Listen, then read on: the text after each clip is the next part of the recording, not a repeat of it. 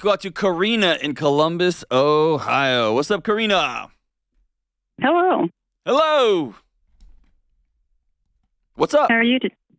I'm great. Thank you for talking to me. I really appreciate it. Of course. Thanks for calling. What's up?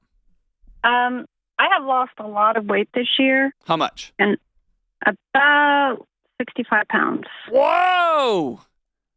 Well, I still have a fair amount to lose, but I'm happy. We're not blown by that. Yeah, so... Dude, that's my daughter. Yeah.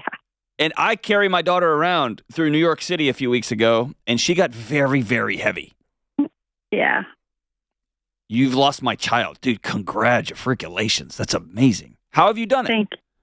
I am taking shots. Okay. And diet. And I've started to move a little bit more. Good for you. I'm proud of you. Yeah. What's your goal? How far do you want to go? I really need to lose at least 100 pounds. Okay. 100 pounds total or 100 more? Just 100 total. Okay. And really, according to the charts, it should be 150. But if I can get 100 off, it's life-changing, really, for me. I'm telling you, 65 is life-changing. You got 35 to go. You'll be there in no time. Congratulations. I'm so proud of you. When you add movement to this, obviously with your doctor, when you add movement to this, it's going to excel. Dude, I'm so proud of you. It's awesome. All right, so what's up? Well, I'm concerned because I can't see it. Okay. And I'm worried if I can't figure out how to see the weight loss, that I'm going to gain the weight back. Because that's my biggest fear is that I gain the weight back. Okay. So when you say you can't see it, is it objective or is it body dysmorphic? I'm not sure. Yeah, I said that as dorky as I could have. So objective, like when you see people you haven't seen in a few weeks or you see your doctor, are they just like, oh my gosh, and you're just like, y'all are crazy? Or did you have so much to lose that 65 pounds is not even halfway to like, you see what I'm saying? Like you have a long, long way to go. It really took 40 pounds or so for people started to see it. And like at the 50-pound mark, now people are saying, they're noticing. Okay. But once I started looking at this, I've noticed like I don't look at myself in the mirror. I look to make sure I'm clean or I don't have wrinkles, but I have no full body mirrors in my house. I don't look at me because I don't like how I look, I guess. There you go. And like if I go try clothes on, the other day I need new clothes. I had everything from an extra large to a 4X because I couldn't look at the clothes and see if that fits my body. What did you end up at? Did you end up with downsizes? Yeah. Of course you did, because you lost 65 pounds. You lost my child. Right? But I hold up a 4X, and I'm like, well, maybe that fits. Well, Sure. yeah, and I'm just really, really afraid I'll gain the weight back because I'm taking the shots, which help. Sure. But it's hard work. Yeah, it is. All right, so here's what I think. Tell me if I'm crazy. Can we just speak like just direct friend to friend, brother to sister? Yeah. All right. Yes. I think you can see it.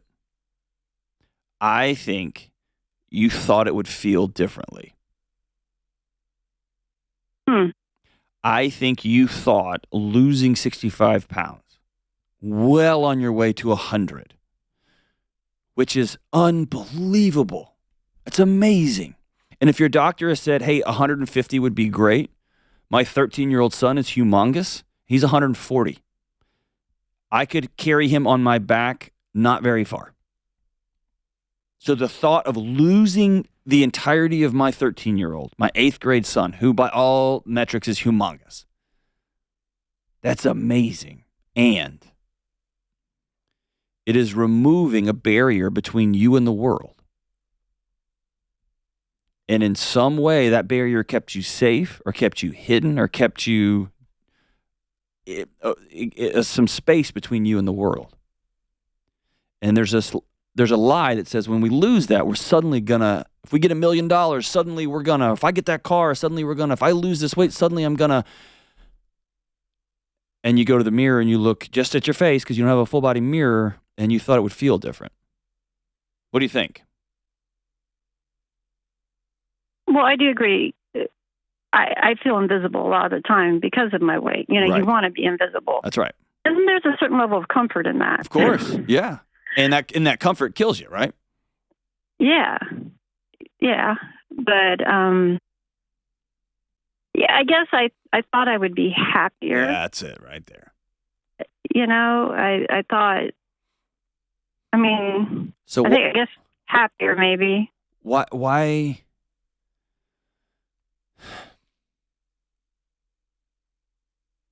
what happened to Karina? Did Karina think she's just a piece of crap? I think, everything goes back to when you're young. I came from a fairly religious family, and I ended up getting pregnant at 15, and I had my son. Okay. And I did not get married, and I did not give him away, and I did not have an abortion. Did that cost you everything? Pretty much, yeah. Most of my family disowned me. Yeah. And so you figured out at 15 that love was for the people who are closest to you, love for your tribe, love for your family was contingent. Yeah. And I figured out I was not going to be loved. And that's pretty much carried through my entire adult life. Well, once you in your 15-year-old mind thought that, and you had some pretty compelling evidence, you went looking for that everywhere, right? Every single place you could find proof that you weren't worth being loved, you went and found it. This is true. And we don't trust 15-year-olds to drive. Right. Because they're crazy. They're not allowed to buy beer or guns or go to the military, right? Because they're 15. And your 15-year-old also got a really clear glimpse of some harsh reality. You are only lovable if you do the right thing. Otherwise, love's off.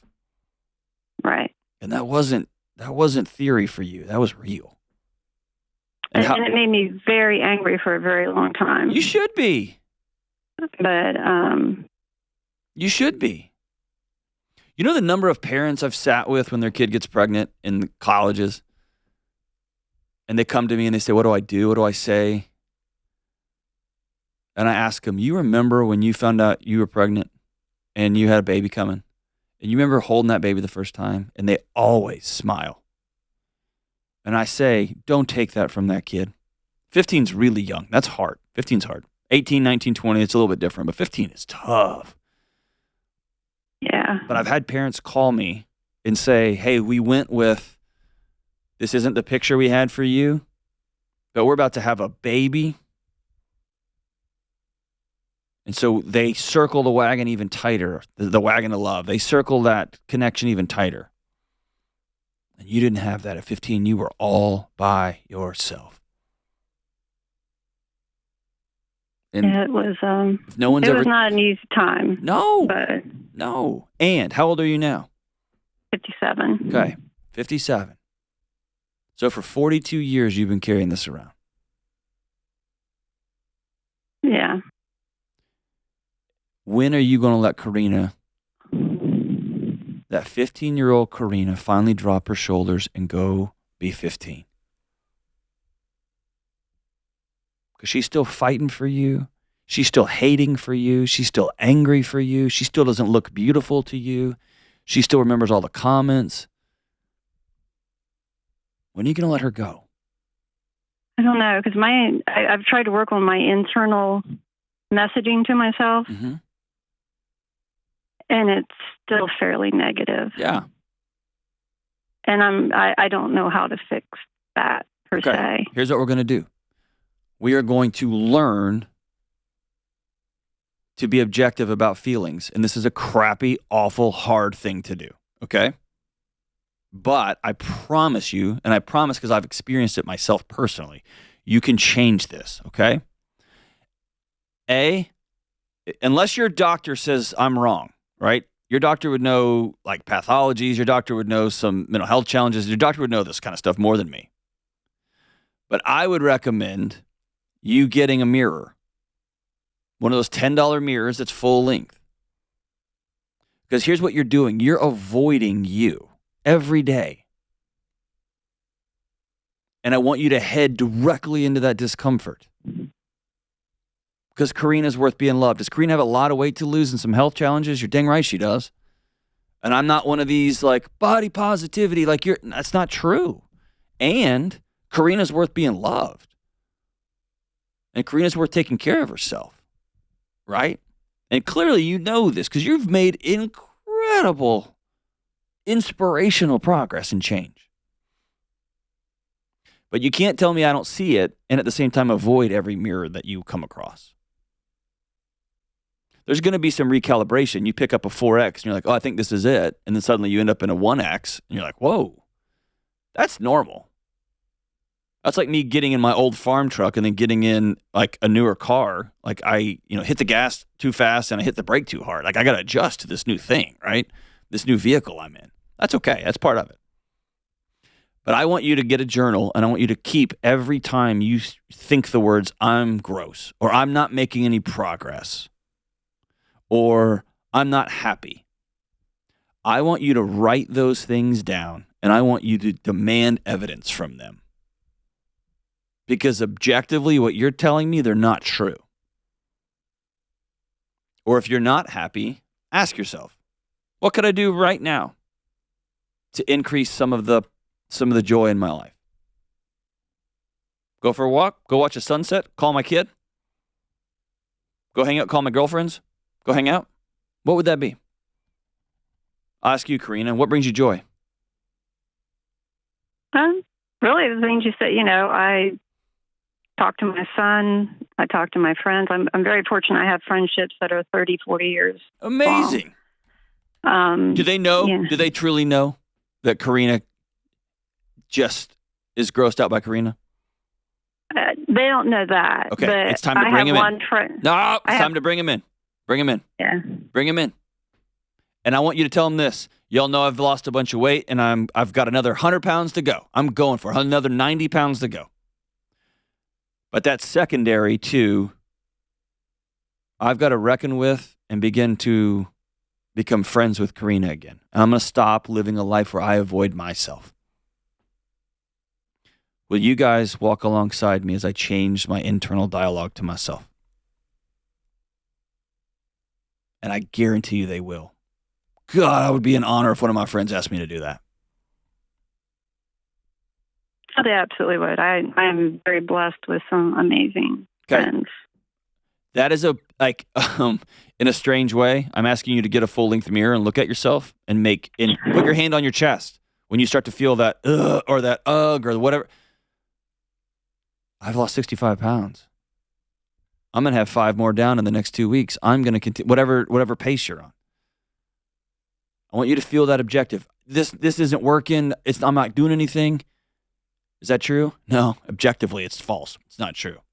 And similarly, I want you to telling your friends over a regular cup of coffee, like, hey, we're going to get together once a week. And if they're not in the same community, we're going to do a Zoom call once a week. I want you to hold up a mirror relationally, emotionally. Hey, guys, I lost another 3 pounds this week and I feel disgusting. I want you to say those words out loud to the people who love you and your friends. Because you might not trust Karina, but you trust them, do you? Yes. Okay. So for a season, we're going to start outsourcing some of the truth because we can't see it. That's okay. We're recalibrating the whole system. Kind of like when I get my car and I change the tires on it and I put some tough guy tires for hunting. It felt like my car was falling apart and one of my buddies was like, no, this is how this goes. I had to outsource that. I didn't know. I just felt like the whole car was falling apart because these tires were big and stiff. And he was like, no, this is exactly where it's supposed to be. It's great. We're going to outsource that for a bit. Do you believe me when I tell you I'm so freaking proud of you? Yes. Okay. Are you? Can you just drop your shoulders and say 65 pounds is pretty amazing? I was doing pretty good. I was pretty happy with it. And then I had a conversation actually with my boss, and she has some very strong opinions about people doing what I'm doing, that it's just lazy. And I... Hold on, dude. Hold on. Yeah. All right, so here's a cool thing that just happened. Your boss opted out. Yeah. Your boss doesn't get a vote. And remember That 15-year-old girl who was looking for proof that she wasn't lovable. And you've been looking for 42 years. You, in your head, have this tiny little narrative that's like, you shouldn't need to go to the doctor. You shouldn't need medicine. You shouldn't need shots. You should just be able to control this. Yeah. Okay? And your body is looking desperately for somebody to validate that you're a loser. And you found one. And I want you to write that down, because that's objectively false. It's not true. Karina, I've got 2 PhDs. I do this for a living, sitting with hurting people. And I had to reach out and get professional help.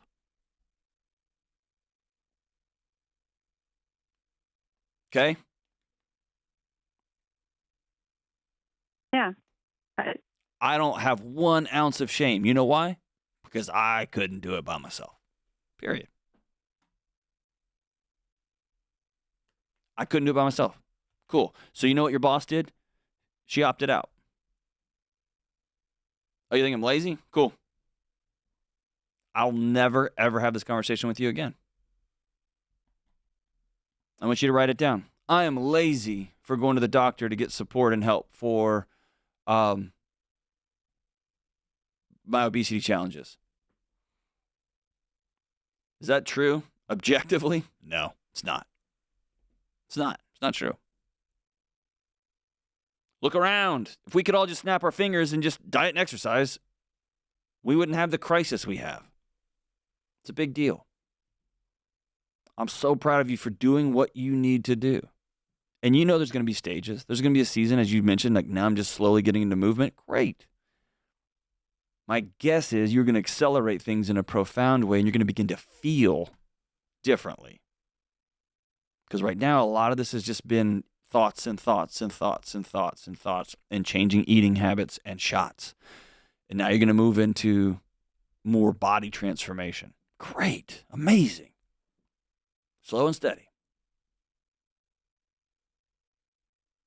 There is a point, Karina, when you have to stop thinking, getting all the thoughts in the right order, and you have to start doing. You've done step 1. You've started working on step 2, and now you're inching into step 3. Just keep taking steps, inch by inch by inch. And I want you to let that 15-year-old girl go. What happened to her was wrong. She was absolutely left on her own in a blizzard with a baby, and that was wrong. And that's not everybody.